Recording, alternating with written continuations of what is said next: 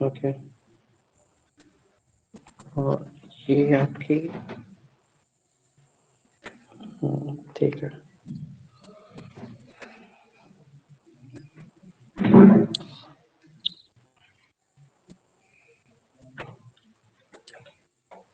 वो मैंने पीडीएफ भेजा था, आपने पढ़ा उसको फिर से बाद में? सर देखे थे। वो जो देखे थे, उसमें यस देखे सर। तो कुछ समझ में आया? Yes sir. आज एक्चुअली हम उसको नेफ्रॉन को यहाँ पे ड्रॉ करके और उसी का उसका कैसे काम होता है, कैसे रीअब्जॉर्प्शन होता है ना, कैसे उसका एब्जॉर्प्शन होता है, ये चीजें हम लोग एक बार देख लेते हैं। ठीक है, तो मैं यहाँ पे पहले नेफ्रॉन बना देता हूँ आपका, उसके बाद इजीली समझ में आएगा, उसके बाद मैं बताऊंगा। तो ठीक है,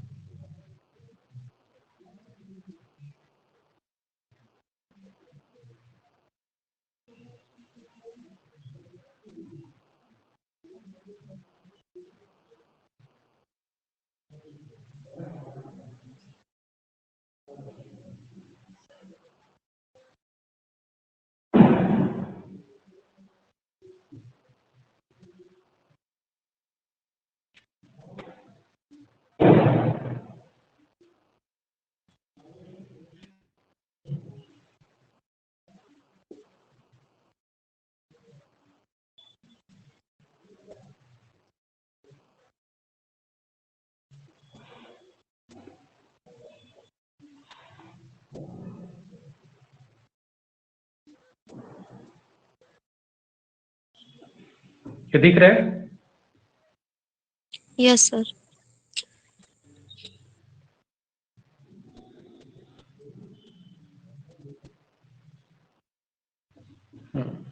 ठीक है,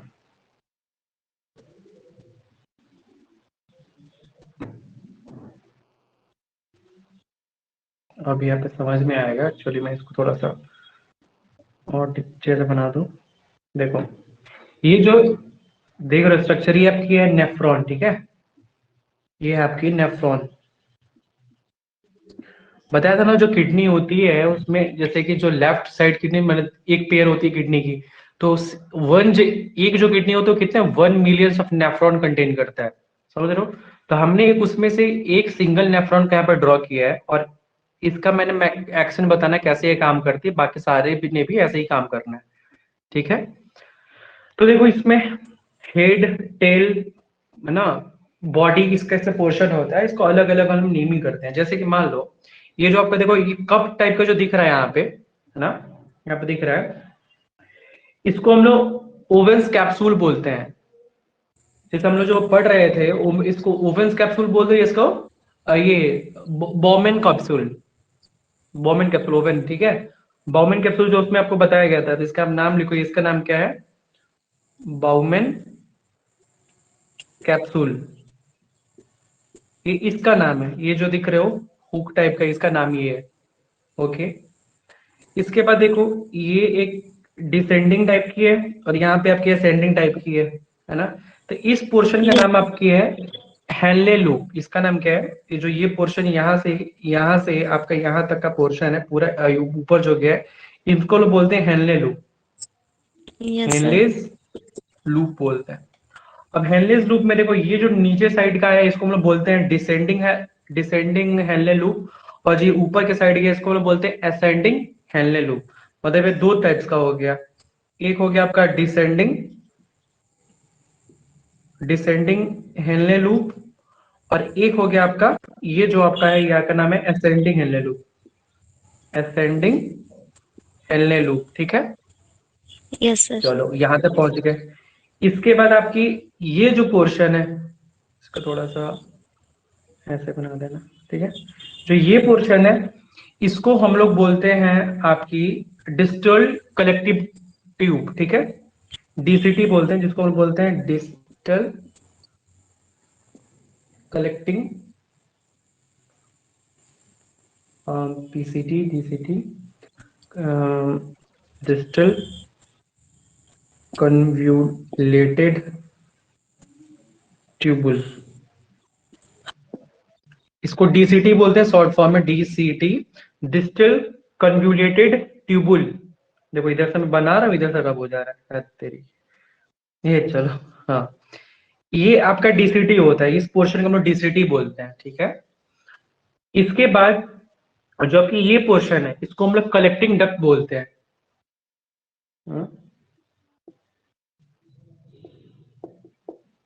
कलेक्टिंग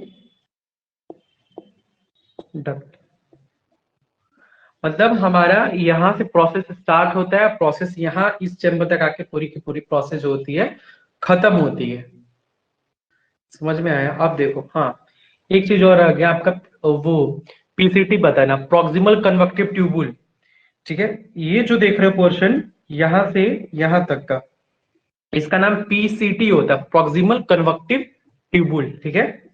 ये जो पोर्शन है यहां से मैंने इसको शेड कर देता हूं, ये आपकी पीसीटी होती है, ये आपकी बाउमेंस कैप्सूल होती है।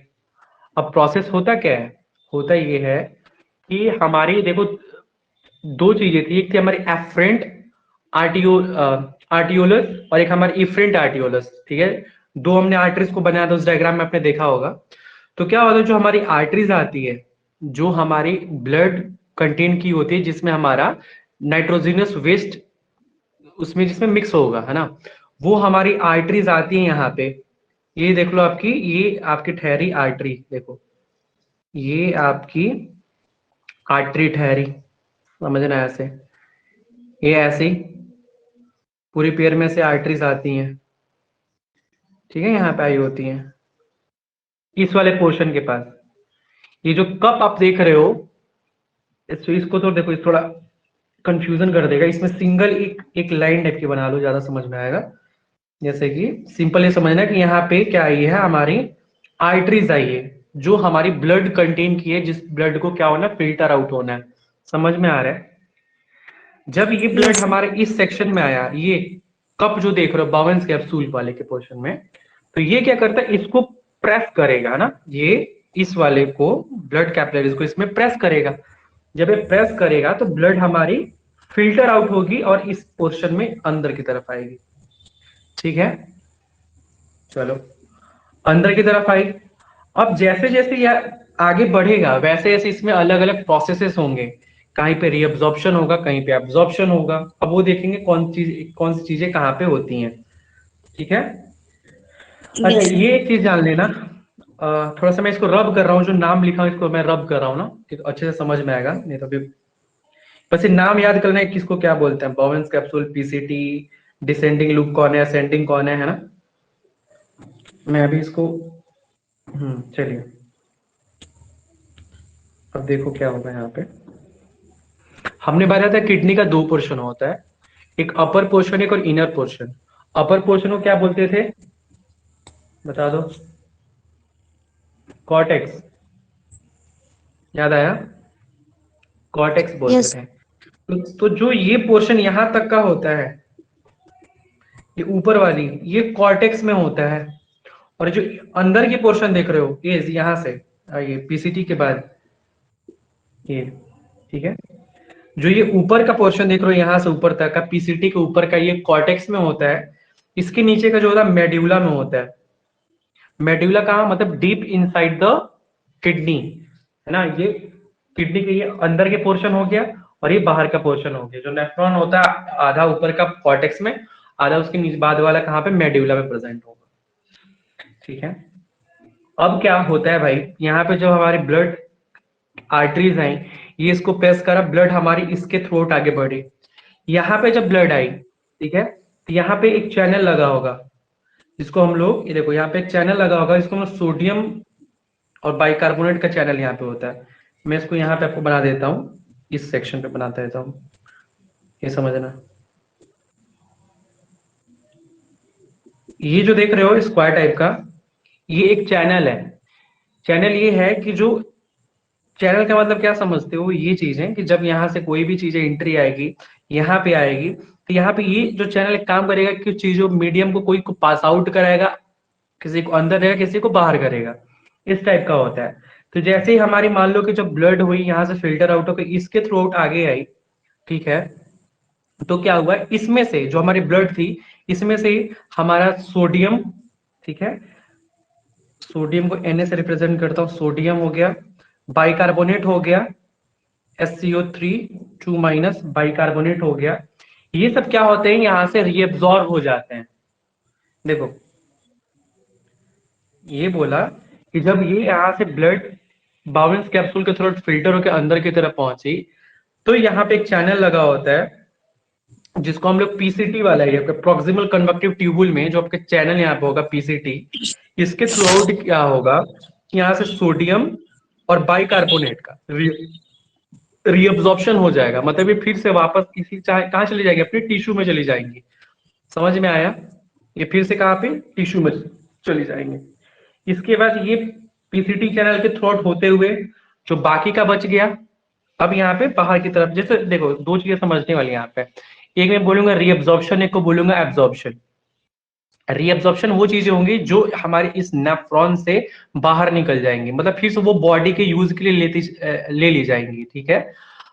और एब्जॉर्प्शन में वो होगा जो हमारा इस क्या बोलते हैं, ये जो हमारे नेफ्रॉन है इसी में रह जाएगा, जिसको आगे की तरफ पास आउट होना है। जैसे कि मान लो आपने पानी पिया, ठीक है, पानी पिया, तो उस पानी में कुछ इंपॉर्टेंट आयंस भी प्रेजेंट है, मिनरल्स भी प्रेजेंट है। तो हमारा बॉडी ये करता है कि जब उसको एक्सट्रैक्ट आउट करना होगा, बाहर निकालना होगा एज अ यूरिन के फॉर्म में, तो उस जो एक्सट्रैक्टेड मटेरियल उसमें कुछ ऐसे भी आयंस होंगे जो बॉडी के लिए इंपॉर्टेंट होंगे, जरूरी होंगे। तो वो आयंस क्या होते हैं, अपने बॉडी फिर से रीअब्सॉर्ब कर लेते हैं, मतलब फिर से वो अपने पास में बुला लेती है कि नहीं तुम आ जाओ, फिर से तुम्हारा कोई यूटिलाइजेशन हो जाएगा।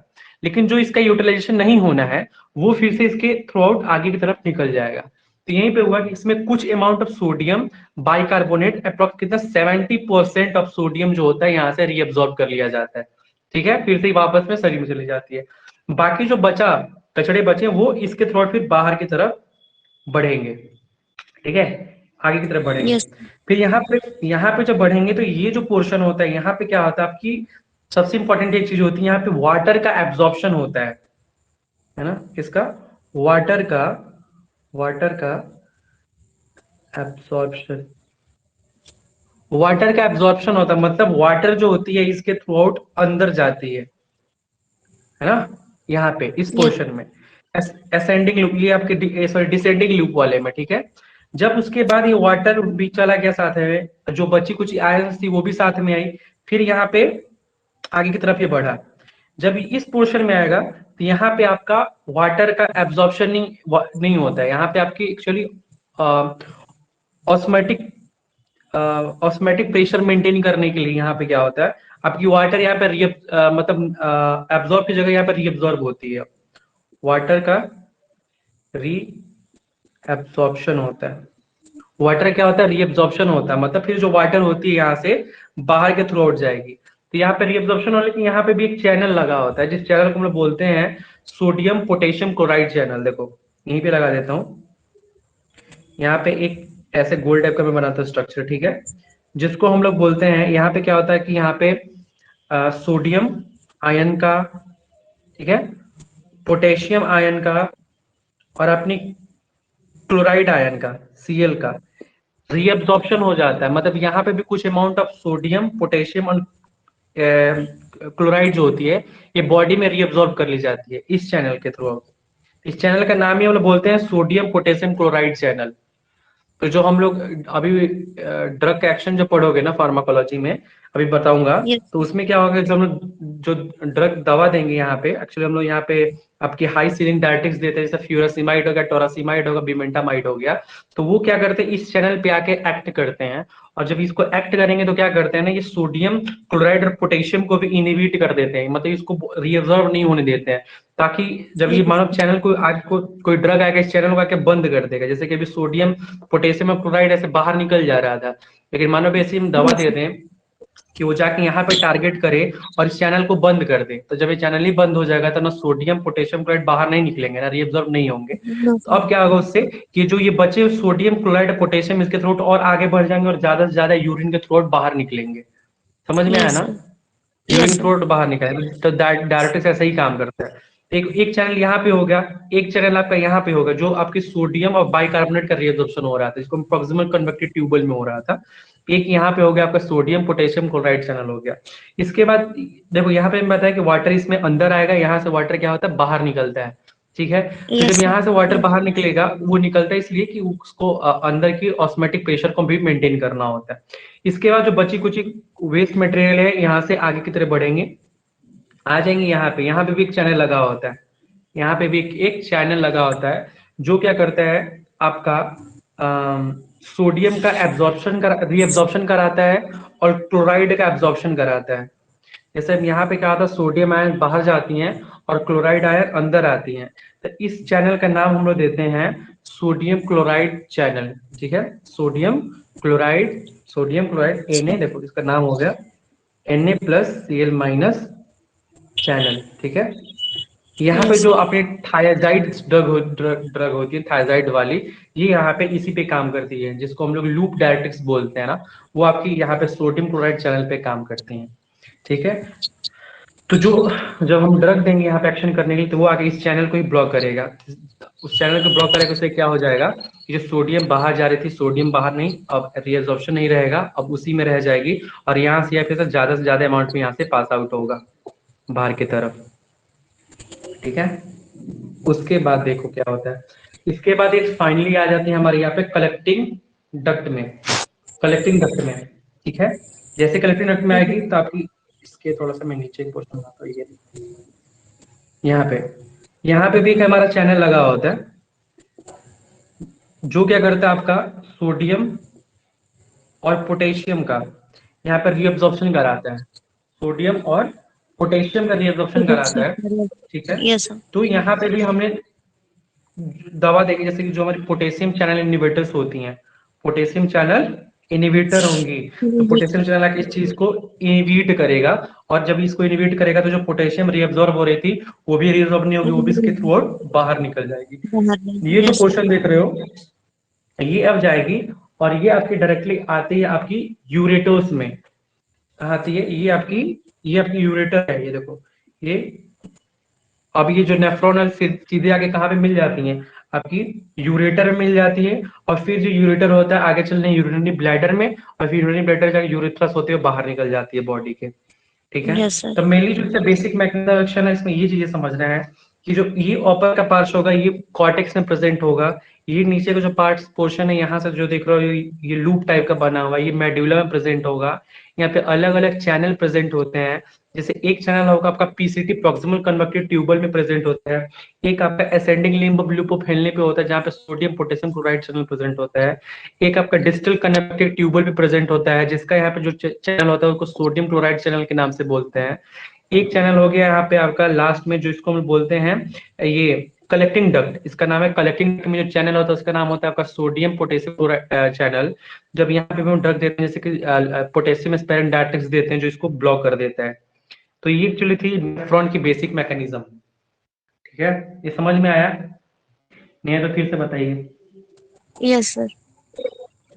चलो, तो देखो इसमें एक्चुअली टोटल 4 साइट हो गई, मैंने अगर आपको डायरेक्टिक्स देना है ठीक है तो वो 4 जगह पे जाके अपने एक्शन कर सकता है।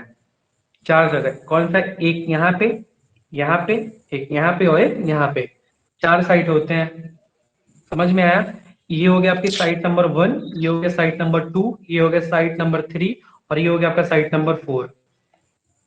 समझ में आया? मतलब जो दवा होगी यस। देंगे तो 4 जगह पे काम करेगी, लेकिन वो अलग अलग क्लासिफिकेशन में आ जाएगी। जैसे कई कई होगी जो थायराइड वाली होंगी, कई होंगी जो आपकी हाई सेलिन डिजायर्ड डायरेक्टिक्स वाली होंगी, कई हमारी कार्बोनिक एनाइड्रेज इनहिबिटर्स होंगी जैसे कि एसिटाजोलामाइड हो गया, कई हमारी पोटेशियम स्पायरेट डायरेक्टिक्स हो गए जैसे स्पायरोलैक्टोन हो गया, एपिलरन हो गया, ट्राइमेट्रीन हो गया जो सोडियम को इनहिबिट करता है। तो अभी हम देखते हैं कि कौन सी ड्रग कहाँ पे बाइंड करती है, लेकिन ये आप लोग इस पर समझ लेना कि अब जो मैं ड्रग पढ़ाऊंगा ना तो सिंपली आपको बस यही यस। समझना है कि कौन सी चीजें कहाँ पे एक्ट करती हैं। समझ गए? जैसे आपकी आपकी Yes. ऑस्मोटिक डायरेक्टिक्स होगा, ऑस्मोटिक डायरेक्टिक्स भी आपकी यहीं पे आके काम बाइंड करेगी आपकी ये पीसीटी वाले चैनल पे। यहाँ पे जो होंगे आपके लूप डायरेक्टिक्स काम करेंगी, है ना? हाँ, जो यहाँ पे Yes, हाँ sir. लूप, ठीक है। ऐसा हाई सीलिंग डायरेक्टिक्स, यहाँ पे लूप डायरेक्टिक्स, यहाँ पे आपकी पोटेशियम स्पिरिन डायरेक्टिक्स यहाँ पे काम करेंगी। तो इसको मैं रब करता हूँ और फिर मैं आपको क्लासिफिकेशन बता देता हूँ कौन सी ड्रग कहाँ पे काम में करती है, ठीक है? Yes, sir. Sir okay. Sir हाँ, सर ये बताइए। वुमेन्स कैप्सूल और वुमेन्स कैप्सूल सर दोनों एक ही है या फिर अलग अलग? वोमेन्स नहीं, बोमेंस कैप्सूल ही नाम है, एक ही है, एक ही है, बोमेंस कैप्सूल नाम है उसका। बोमेंस कैप्सूल, BOWMANS, बोमेंस कैप्सूल, ठीक है, एक ही है, अलग नहीं है, यस, यस सर। ठीक है। ओके, इसको मैं रब करूं? Yes sir. ठीक है, देखो जो हमारी यूरिन होती है, अब देखो ऐसे ही हो गया प्रोसेस, इसी में आपकी धीरे धीरे कहीं रिएब्जॉर्प्शन एब्जॉर्प्शन हो गई और हाई। देखो डायरेटिक्स का काम क्या है मेनली, डायरेटिक्स का काम क्या है मेनली, आपका यूरिनेशन कराना, high amount yes of sir. Urination कराना, यस सर। यूरिनेशन कराना। अब जैसे हमारी बॉडी से यूरिया बाहर निकलेगा, तो उस यूरिया में साथ साथ क्या निकलेगा, आपका यूरिक एसिड निकलेगा, आपका sodium, calcium, potassium, chloride, sulphate, phosphate, है ना, protein, yes sir. Fat, sugar, ये सब बाहर निकलेंगे, वाटर भी सब बाहर निकलेंगे। तो उस निकलने से क्या होगा कि हमारे बॉडी में मान लो किसी को हाइपरटेंशन हो गया है, मतलब उसके बॉडी में सोडियम आयन की ज्यादा से ज्यादा हो गया है, तो जितना ज्यादा यूरिनेशन होगा उतनी ज्यादा ये सोडियम आयन की लॉस होगी इसके बॉडी से, ताकि जाके बीपी जो होगा वो मेंटेन हो जाएगा। समझ में होगा। आया? Yes sir. Yes sir. मान लो फिर इसके बाद होता है एडिमा, होता है एडिमा, होता है एडिमा, क्या होता है कि accumulation of water in a tissue. मान लो कोई टिश्यू है, जैसे लीवर है, लंग्स है ना, किडनी है, तो उस यस। साइड में वाटर का एक्यूमुलेशन हो गया, हमारे टिश्यू में क्या हो गया, वाटर का एक्यूमुलेशन हो गया, इकट्ठा हो गया है। तो उस लिए भी हम यस लोग सर। क्या करते हैं, अपने डायरेटिक्स को देते हैं, ताकि क्या होगा, जो वाटर वहां पे कलेक्ट हुआ है वो वाटर ज्यादा से यस। ज्यादा रिमूव हो पाए हमारी बॉडी से। तो एडिमा में भी जैसे यस। हमारे पुलमोनरी एडिमा हो गया, सेरिब्रल एडिमा हो गया, इसमें हम लोग इसको देते हैं, ठीक है। अपनी फिर यस। मान लो किसी को एक्सीडेंट हुआ, ब्रेन पे चोट लग गई, एक्सीडेंट हुआ, ब्रेन पे चोट लग गई है, तो देखते हो हम लोग वहां पे उस समय में मैनिटॉल देते हैं, मैनीटॉल देते हैं। मैनिटॉल क्या करता है, आपकी जो ऑस्मेटिक प्रेशर यहाँ पे इंट्राक्रेनियल प्रेशर है, जो मानो इसकी सर फटी होगी तो यहाँ से ब्लड की लॉस हुई होगी बहुत ज्यादा, ठीक है, ब्लड लॉस हुई होगी, यस। उसके कारण क्या होगा कि आपकी बाहर आपके सेरिबेलम और अंदर आपकी ब्लड की लॉस हुई, उसके बीच में प्रेशर क्रिएट हो जाता है, जिसको हम लोग इंट्राक्रेनियल प्रेशर बोलते हैं। उस प्रेशर को भी कम करने के लिए हम लोग मैनिटॉल देते हैं, ताकि से क्या कि ज्यादा से ज्यादा वहां से आपकी वाटर थ्रू आउट बॉडी से बाहर निकले, मतलब आयंस की निकल पाए अपनी बॉडी से, तो वहां पे हम लोग मैनिटॉल भी देते हैं। उस मतलब उसको निकालने के लिए मैटर, मतलब क्या बोलते हैं उसको, ऑस्मेटिक प्रेशर को मेंटेन करने के लिए मैनिटॉल फिर वहां पे दिया जाता है। समझ में आया? यस तो सर। अब हम लोग देखते हैं कि एक एक मैं थोड़ा क्लासिफिकेशन देख लेंगे, फिर उसके बाद देखेंगे कौन सी ड्रग कहाँ पे बाइंड करती है, ठीक है। बाइंड तो मैं इससे बता ही दिया उसका, उसमें कुछ है नहीं। ओके, सो एक सेकेंड।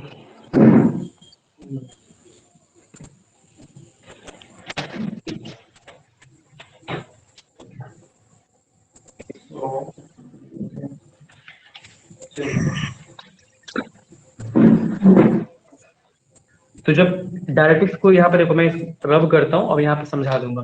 जो डायरेटिक्स हो गया आपका, ठीक है, तो जो इसकी क्लासिफिकेशन होती है, क्लासिफिकेशन क्लासिफिकेशन की बात करते हैं। अगर आपको क्लासिफिकेशन याद है सारी ड्रग की ना, तो आपने मैक्सिमम का मैकेनिज्म ऑफ एक्शन बता सकते हो, मोड ऑफ एक्शन बता सकते हो, कौन सी चीजें कहाँ पे काम कर रही है। जैसे कि जब क्लासिफिकेशन होगी उसमें पहले आते हैं आपके high ceiling diuretics, high ceiling diuretics, high ceiling diuretics, ठीक है, जो हमारी सोडियम, देखो जो हमारी सोडियम, पोटेशियम और क्लोराइड चैनल पे काम करती है, उसको हम लोग हाई सीलियम डायरेटिक्स बोलते हैं, ठीक है। इसमें आपकी जो यस। ड्रग आती है उसका नाम होता है फ्यूरासिमाइड, फ्यूरोसिमाइड, ठीक है, टोरासिमाइड, टोरासिमाइड,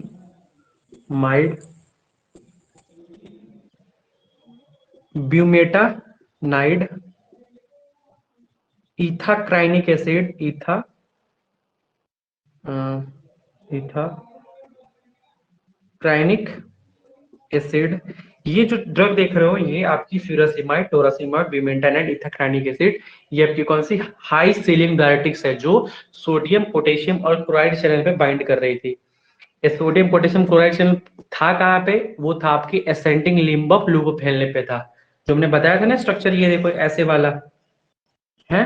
तो यहाँ पे एक हमने चैनल बताया था ना, यहाँ पे चैनल जो लगा हुआ था, तो जो यहाँ पे सोडियम का, क्लोराइड का, पोटेशियम का यहाँ पे आपका सिम्पोर्ट एंटी करा रहा था, उस चीज को ब्लॉक करने के लिए, बाइंड करने के लिए कौन से ड्रग दे देते हैं हम लोग? देंगे हाई सीलिंग डायरेटिक्स, जिसको हम लोग फ्यूरासिमाइड, टोरासिमाइड, ब्यूमेटानाइड इसको बोलते हैं। समझ में आया? ओके। इसके बाद जो आपकी आती है मीडियम इफिकेसी, ये तो हाई सीलिंग हो गया। इसके बाद आपकी मीडियम इफिकेसी, मीडियम इफिकेसी जो आपकी सोडियम और क्लोराइड सिम्पोर्ट को बंद करते हैं। Sodium chloride symport, sodium chloride symport पे जो ये काम करेंगे, कौन सी ड्रग इसमें आती हैं? इसमें आपकी आती है बेंजोथायाजेपिन्स और थायाजाइड क्लास के क्लासिफिकेशन होता है। एक होता है आपकी बेंजो थायाडायाजीन, और एक होती है आपकी थायाजाइड। सो बेंजोथायाजाइड में जो आपकी ड्रग होगी उसका नाम होगा हाइड्रोक्लोरोथायाजाइड, हाइड्रोक्लोरोथायाजाइड, हाइड्रोफ्लूमीथायाजाइड, हाइड्रोफ्लूमीथायाजाइड, बेंजोथायाजाइड। इसी में जो थायाजाइड में ड्रग है उसका नाम है क्लोरथायाजाइड,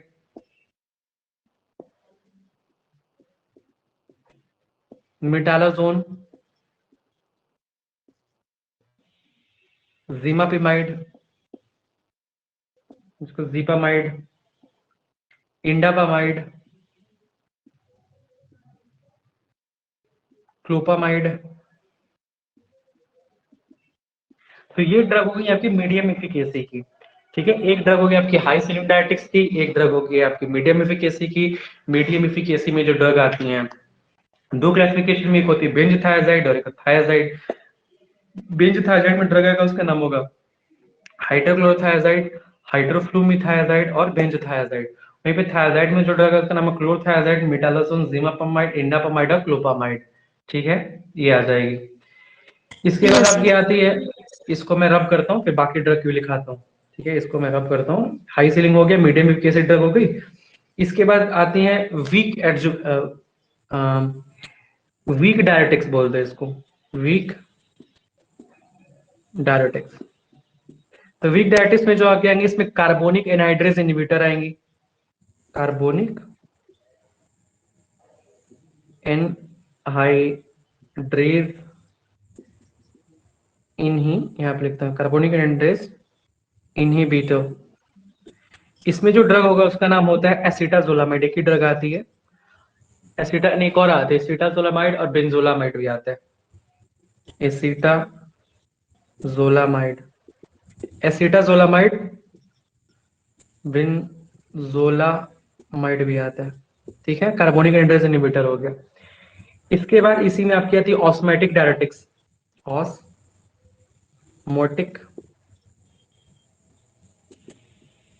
डायरेटिक्स। जो ऑस्मोटिक डायरेटिक्स का हम लोग यूज करते हैं वो इंट्राक्रेनियल प्रेशर को मेंटेन करने के लिए करते हैं ना, इंट्राक्रेनियल प्रेशर जो यस। होगी उसको मेंटेन करने के लिए। तो ऑस्मोटिक डायरेटिक्स, इसमें जो ड्रग होंगी, कैमरा साफ दिख रहा है कि ब्लर दिख रहा है? लग रहा है ब्लर दिख रहा है क्या?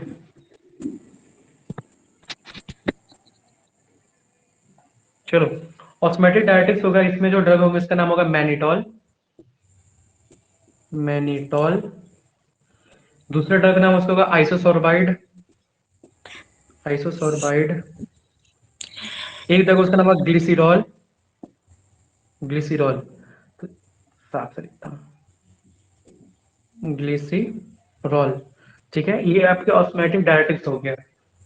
ठीक है, इसके बाद एक ड्रग आती है, उसका नाम होता है पोटेशियम स्पेरिंग डायरेटिक्स, जो हमारी डीसीटी पे काम करती है, डिस्टल कन्वेक्टिव ट्यूबल पे। पोटेशियम स्पेरिंग डायरेटिक्स, इसमें दो क्लासिफिकेशन होती है। एक होता है, उसको बोलते हैं हम लोग एल्डोस्टेरोन एंटागोनिस्ट, एल्डोस्टेरोन एंटागोनिस्ट। इसमें ड्रग आती है आपकी स्पाइरोलेक्टोन और इपिलरॉन, दो ड्रग आती हैं। स्पाइरो नो लैक्टोन, दूसरी होती है उसकी नाम होती है इपिलीरी नॉन, स्पाइरोलेक्टोन और इपिलिनिरॉन, ठीक है। इसके बाद आपके रीनल मतलब sodium channel inhibitor, sodium channel inhibitor. इसमें जो ड्रग होती है उसका नाम होता है एमिलोराइड, एमिलोराइड। एक ड्रग होती है उसका नाम होता है ट्राइमेट्रीन,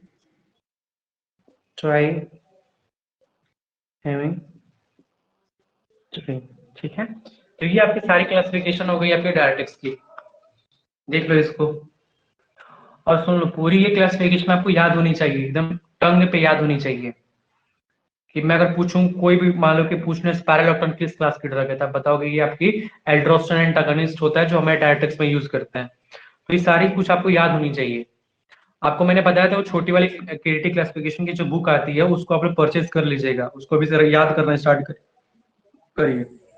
उसको टाइम लगता है याद करने में, लेकिन पूरी उसको याद होनी चाहिए, है ना।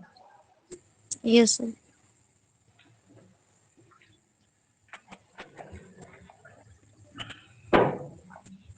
तो ये आपकी डायरेक्ट क्लासिफिकेशन हो गई। अब मैं कुछ चीजें बता देता हूँ। देखो, सिंपल अगर मैं वर्ड में बताऊं तो देखो, हमने भी स्ट्रक्चर बनाया था ऐसे कुछ। सिंपल अब स्ट्रक्चर बनाता हूँ। मान लो हमने कुछ ऐसे स्ट्रक्चर बनाया था, ऐसे करके। हाँ, मान लो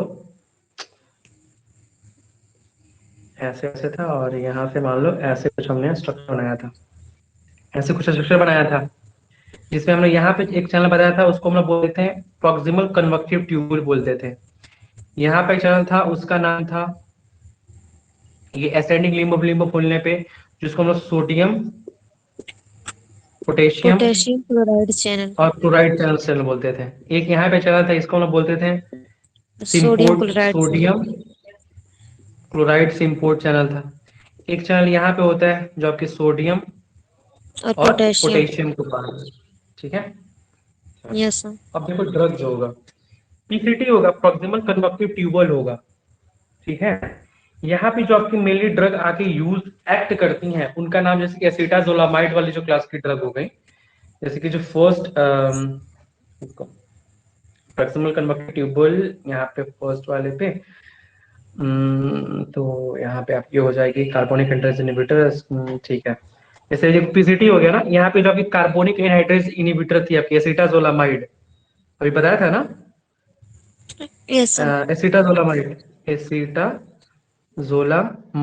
तो ये आके यहीं पे काम करती है। तो यहाँ पे जब काम करेगी तो यहाँ पे हो क्या रहा था, यहाँ पे सोडियम देखो बाहर निकल रहा था, और बाइकार्बोनेट भी बाहर निकल रहा था। तो यहाँ क्या के एसिटाजोलामाइड काम करती है और इस चीज को ब्लॉक कर देती है, इस चीज को ब्लॉक कर देती है, इसको यहाँ से बाहर नहीं जाने देती है, ठीक है। Yes sir. समझ में आया। जब एसिटाजोलामाइड देखो, ये इस चैनल से हो क्या रहा था, यहाँ से यही हो रहा था ना कि सोडियम यहाँ से रीअब्जॉर्प्शन हो रही थी और बाइकार्बोनेट का यस। रीअब्जॉर्प्शन हो रहा था, है ना। तो जब यस। मान लो हमने कुछ यस ऐसा सर। ड्रग दे दिया कि ये जाएगा और इसको बंद कर देगा, जब इसको बंद कर देगा तो फिर ये हो नहीं पाएगा, तो फिर इसी के थ्रू बाहर आएगा। तो समझ में आया, यहाँ पे कौन सी ड्रग होती है, एसिटाजोलामाइड काम करती है, एसिटाजोलामाइड। Yes sir. ठीक है। इसके बाद आपकी ये जो यहाँ पे था ascending limb of हेलेने, ascending limb of loop of हेलेने जो था, यहाँ पे जो आपकी ड्रग काम करेगी आपकी कौन सी होगी, हाई सीलियम डायरेटिक्स, जो फ्यूरासिमाइड जिसकी बात करते हैं, हाई सीलिंग डायरेटिक्स जो यहाँ पे फ्यूरे सीमाइड। तो फिरासिमाइड क्या काम करेगा, ये आके इस चैनल को ब्लॉक कर देगा ऐसे। अब ये बाहर नहीं निकल पाएगा, तो इसको थ्रू आउट फिर से बाहर निकलना होगा अपने नेफ्रॉन से। समझ में आया? यस इसके सर। बाद यहाँ पे आओगे, जब यहाँ पहुंचोगे, यहाँ पे सोडियम क्लोराइड सिम्पोर्ट लगा होता है। तो एक ड्रग हम लेते हैं थायाजाइड। तो जो थायाजाइड देंगे, ये किसको काम बाइंड करेगा, इसको बाइंड कर देगा। ड्रग कौन सा होगा, थायाजाइड। राइट। जो थायाजाइड ड्रग होगा, ये सोडियम क्लोराइड सिम्पोर्ट को बंद कर देता है। समझ में आया? Yes sir. इसके बाद जो लास्ट होता है, इसको हम लोग बोलते हैं late distal tubule of collecting duct. ये आपकी कलेक्टिंग डक्ट हो गई। तो यहाँ पे जो हमने ड्रग को देना है, वो आपकी क्या, जैसे कि आपकी एल्डोस्टेरॉन जो होगी, एल्डोस्टेरॉन, एस्टोरॉन। जो आपके पोटेशियम स्पेरिंग डायरेटिक्स था, ये आके यहाँ पे बाइंड करेगा और पोटेशियम को बाहर नहीं आने देगा, फिर इसको भी यूरिन के थ्रू बाहर निकालेगा। समझ में आया? तो ये एक्चुअली इन यस सर। सबकी मैकेनिज्म ऑफ एक्शन थी। ठीक है, कैसे कैसे अब देखो मैकेनिज्म एक्शन पता चलेगा ना, कौन सी कहाँ पे काम करती है। Yes sir. जैसे कि हाई सिलिंडरिटीज यहाँ पे, थायराइड यहाँ पे, एल्डोस्टेरोन आपकी वाली यहाँ पे, कार्बोनिक एनाहाइड्रेज इनहिबिटर आपकी यहाँ पे, है ना। तो ये हो गया, इसको हम लोग बोलते हैं साइट वन। ये साइट वन हो गया, ये साइट टू हो गया, ये साइट थ्री हो गया, इसको ये हो गया साइट फोर हो गया। इसको इस नाम से भी जानते हैं, साइट वन टू थ्री और फोर के नाम से भी जानते हैं। ठीक है, यस सर। मैं इसको रब करूं। Yes sir.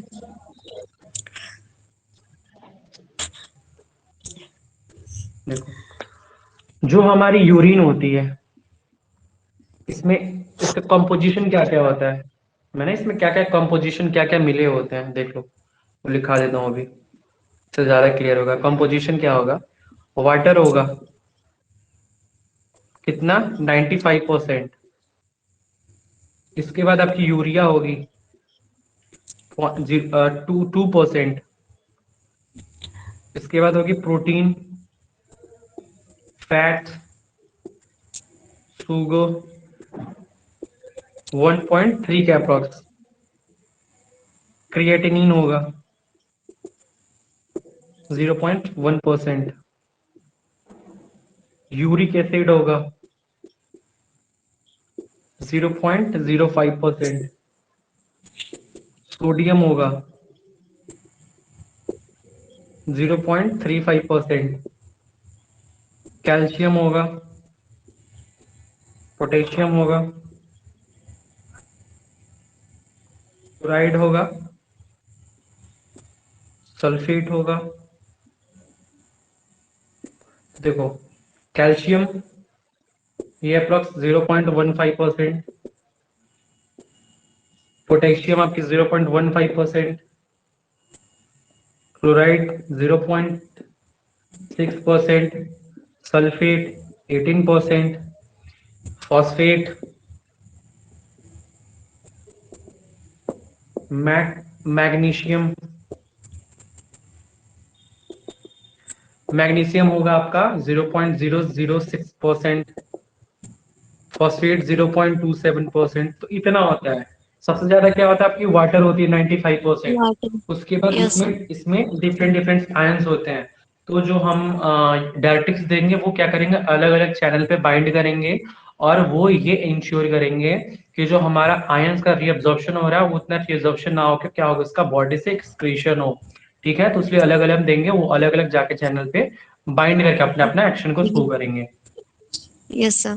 ठीक है, ये समझ में आया? यस। अब यस सर। देखो, जैसे जैसे बाइंड होंगे, तो आपकी जो सोडियम होगी और ज्यादा अमाउंट में निकलेगी, कैल्शियम, पोटेशियम, क्लोराइड ना, ये सब और ज्यादा अमाउंट में निकलेंगे, ताकि मान लो अगर बॉडी में ज्यादा हो गया, इसकी वजह से कोई डिजीज है, तो वो ज्यादा से ज्यादा सही हो। वाटर देखो 95% निकलता है, कहीं पे अगर एडिमा हो गया, तो और से ज्यादा वाटर वहां से निकलेगा। इसलिए ये सब निकलेगा। चीजों को डायरेक्ट को प्रेफर करते हैं। समझ में आया? Yes sir. ओके, ठीक है, तो इसको मैं रब करता हूँ। कुछ पूछना है अभी तक में, पूछो। यश नहीं,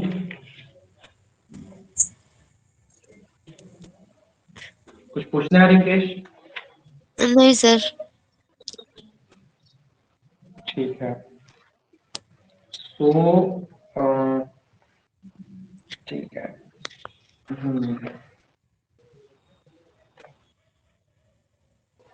ओके, आपने वो बुक ऑर्डर किया, बुक क्या क्या हुआ, आ गया?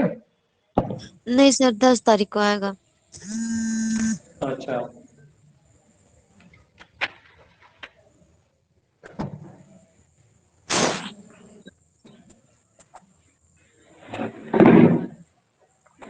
देखो हम आज एक डिस्कस कर लेते हैं, जैसे कि लूप डायरेक्टिक्स के बारे में। लूप डायरेक्टिक्स, लूप डायरेक्टिक्स में कौन सा आता था आपको? जो फ्यूरासिमाइड क्लास की ड्रग थी ना, हाई सीलिंग डायरेक्टिक्स, इसको लूप डायरेक्टिक्स से बोलते हैं, या तो high ceiling ceiling diuretics. Diuretics. Diuretics भी बोलते हैं। इसका मोड ऑफ एक्शन तो समझ गए ना, कहाँ पे काम करता है?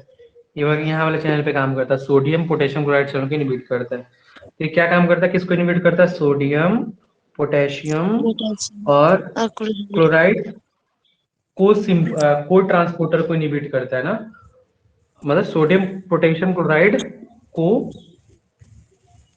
ट्रांसपोर्ट को ये इनहिबिट करता है। और इसके बारे में थोड़ा यस। जान लेते हैं। सुनो, सबसे बढ़िया, सबसे बेस्ट जो डायरेटिक्स होते हैं वो आपके लूप डायरेटिक्स होते हैं, जिसमें से आपकी जो ड्रग आती है फ्यूरासिमाइड होती है, ठीक है। Yes sir. इनकी प्रॉपर्टीज होती है, क्या होती है? इनकी मैक्सिमम नेट्रा यूरेटिक इफेक्ट होता है। मैक्सिमम मैक्सिमम नेट्री यूरेटिक एक्शन मतलब क्या हो गया? ये बॉडी से ज्यादा आपकी यूरिया का सिक्रेशन करेंगे, ठीक है। तो उसको बोलते हैं मैक्सिमम नेट्री यूरेटिक एक्शन, ठीक है। इनका कहाँ पे ये वर्क करेंगे? अगर मैं पूछूं मोड ऑफ एक्शन क्या होगा इसका, what is the mode of action, तो क्या बोलोगे? It act on a ascending limb of loop of Henle where they inhibit a sodium potassium and chloride channel। अगर कोई पूछेगा कि लूप डायरेटिक्स का मैकेनिज्म ऑफ एक्शन क्या है, कैसे काम करता है ना, तो क्या यस लिखोगे? Sir. That it major site of action is thick ascending limb of loop of Henle. Loop of Henle, उस पे काम करेगा। Where they inhibit, sodium where potassium they chloride channel. Sodium potassium chloride channel. Channel. समझ में आया? तो ये इसकी हो गई मोड ऑफ एक्शन, कैसे काम करेगा, यस सर। ठीक है। Yes sir. देखो, इसके बाद नेक्स्ट पॉइंट ये होता है कि जो फ्यूरासिमाइड होता है, फ्यूरासिमाइड अगर हम लोग उसको आईवी रूट से देते हैं ना, आईवी रूट से देते हैं, है ना, आईवी देते हैं, तो यस सर। ये आपकी पुलमोनरी एडिमा और लेफ्ट वेंट्रिकल फेल्योर में इसको हम लोग आईवी रूट से प्रीफर देते हैं।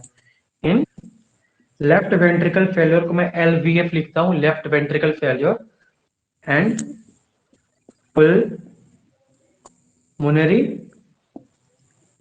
एडिमा। तो फ्यूरासिमाइड जो होगा वो लेफ्ट वेंट्रिकल फेलियर और पुलमोनरी एडिमा में आईवी रूट से देंगे ट्रीटमेंट के लिए। ये फ्यूरासिमाइड क्या करता है?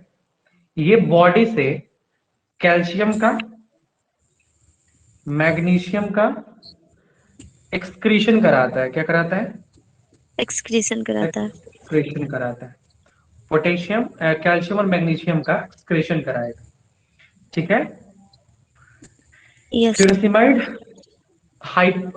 जो होता है ये हाइपरग्लाइसीमिया भी कॉज करता है। Hyper glycaemia. अब हाइपर में क्या होता है? हाइपर मतलब ज्यादा होता है ना, हाइपर मतलब यस ज्यादा, सर। Yes hypo sir. मतलब यस सर। कम, यस ठीक सर। है। तो मतलब ये क्या होगा, क्या देखो ये ये जो बॉडी में आपकी ग्लूकोज लेवल होगी उसको भी ये इंक्रीज करेगा, ठीक है, जिससे बॉडी में क्या होगी? हाइपर ग्लाइसीमिया का कंडीशन होगा, ठीक, ठीक है।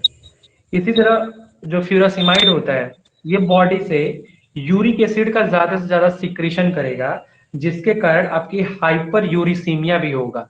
Hyper uricaemia, uricemia. Hyperuricemia मैं यहाँ लिखता हूँ, इसको यहाँ तक हो गया, मैं इसको रब करता हूँ। तो ये बॉडी से यूरिक एसिड का ज्यादा सिक्रेशन करेगा तो आपको हाइपर यूरिसीमिया भी काज करेगा। इसके बाद इस देखो फ्लोरिसामाइड हो गया, उसके बाद एक ड्रग होती है टोरासिमाइड। टोरासिमाइड, जो टोरासिमाइड होती है ये 3 टाइम मोर पोटेंट होती है फ्यूरासिमाइड से, 3 टाइम पोटेंट देन फ्यूरासिमाइड। मतलब फ्यूरासिमाइड से 3 गुनी ज्यादा एक्टिव होती है। इसके बाद एक ड्रग होती है ब्यूमेटानाइड, ब्यूमेटामाइड, ये होती है 40 टाइम्स मोर पोटेंट देन फ्यूरासिमाइड होती है। Yes sir. समझ में आया? Yes sir. इसी में एक ड्रग और भी आता है, उसका नाम होता है इंडाक्राइनोन। तो ये हम लोग गाउट वाले जो पेशेंट होते हैं उसको यूज करते हैं, use in gouty patient, use in gout patient. अच्छा, गाउट क्या होता है? जब आपकी बॉडी में यूरिक एसिड का एक्युमुलेशन, यूरिक एसिड बढ़ जाता है ना, यूरिक एसिड यस बढ़ सर। जाता है, यूरिक एसिड बढ़ जाता है तो बॉडी में गाउट का हो अकर हो जाता है, बीमारी तो उसको गाउट बोलता है। तो उसमें हम लोग इंडाक्राइनोन जो ड्रग होती है उसका हम लोग यूज करते हैं। एक्चुअली तो डायरेटिक्स है, लेकिन इसका हम लोग यूज करते हैं किसमें, एज अ गाउटिक पेशेंट में इसको हम लोग यूज करते हैं, ट्रीटमेंट में देते हैं। समझ में आया? Yes sir. Yes sir. तो अब मैं बोलूं आपको कि भाई ये बताओ, हमने जो लूप डायरेटिक्स था इसका हम लोग यूज कहाँ कहाँ करते हैं? यूज में क्या होगा, आप इसका पहला यूज करोगे पुल्मोनरी एडिमा में, पुल्मोनरी एडिमा, मतलब अगर आपका लंग्स में वाटर का एक्युमुलेशन है तो उसको निकालने के लिए पुल्मोनरी एडिमा में, सेरिब्रल एडिमा, सेरिब्रल, अगर आपके ब्रेन में वाटर का एक्युमुलेशन है वहां से निकालने के लिए, हाइपरटेंशन, हाइपरटेंशन में यूज करोगे, हाइपरग्लाइसीमिया में यूज करते हैं, ठीक है, हाइपरग्लाइसीमिया में, हाइपरटेंशन में, सेरेब्रल एडिमा, पुल्मोनरी एडिमा इसका यूज करते हैं, ठीक है। Yes sir. इसके यूज करने से क्या क्या आपको दिक्कतें आ सकती हैं वो लिखो। कॉम्प्लिकेशन क्या हो सकता है? कॉम्प्लिकेशन, तो कॉम्प्लिकेशन में आपका हाइपोकैलेमिया हो सकता है।